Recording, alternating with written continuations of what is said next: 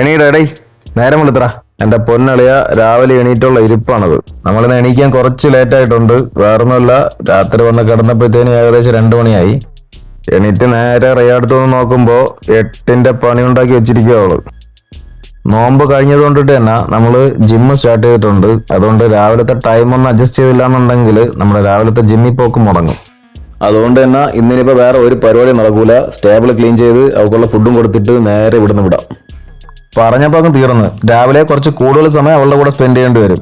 Hoof cleaning, grooming, stable cleaning, washing, എങ്ങനെ പോലെ 2 മണിക്കൂർ എടുക്കും.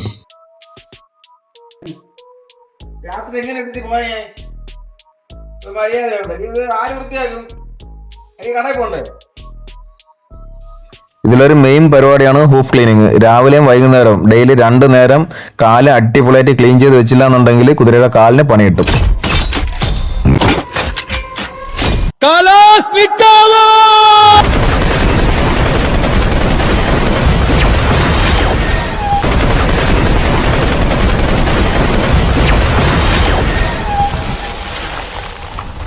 Super day. ചാണകം കഴുകിക്കളയാനാണ് ഇത്രയും ബിൽഡപ്പ് കൊടുക്കണത്. വേറൊരു തന്റെ സഹായം വേണ്ട, ഞാൻ മാത്രം മതി. കുതിരയെ സംബന്ധിച്ച് അതിന്റെ കാല് ഭയങ്കര ഇമ്പോർട്ടന്റ് ആണ്. 4 കാലും കുതിരയുടെ ഓരോ ഹൃദയം പോലെയാണ് പ്രവർത്തിക്കുന്നത്. അതുകൊണ്ട് തന്നെ ഹൂഫ് ക്ലീൻ ചെയ്യുന്നതിൽ ഒരു വിട്ടുവീഴ്ചയും കാണിക്കാൻ പാടില്ല. സ്റ്റേബിളിനകത്തായിരുന്നാലും പുറത്തായിരുന്നാലും കുതിരയെ എപ്പോഴും ഡ്രൈ ആയിട്ട് നിർത്താൻ നോക്കുക. കുതിരയ്ക്ക് നല്ല ഫുഡ് കൊടുക്കുക, കുറച്ച് സ്നേഹം കൊടുക്കുക, ഇടയ്ക്കിടയ്ക്ക് റൈഡ് പോവുക, ലൈഫ് വൈബാക്കുക. ഓക്കെ, അപ്പൊ അത്രേ ഉള്ളൂ. വീഡിയോ ഇഷ്ടപ്പെട്ടെങ്കിൽ നമ്മളെ ചാനൽ സബ്സ്ക്രൈബ് ചെയ്തരാ. ലൈക്ക്, ഷെയർ, കമന്റ്, പറ്റുമെങ്കിൽ ബെല്ലൈക്കനും കൂടെ അടിച്ചങ്ങ് പൊട്ടിച്ചിരാ. ബാക്കി പറഞ്ഞിടത്ത് വെച്ച് കാണാം.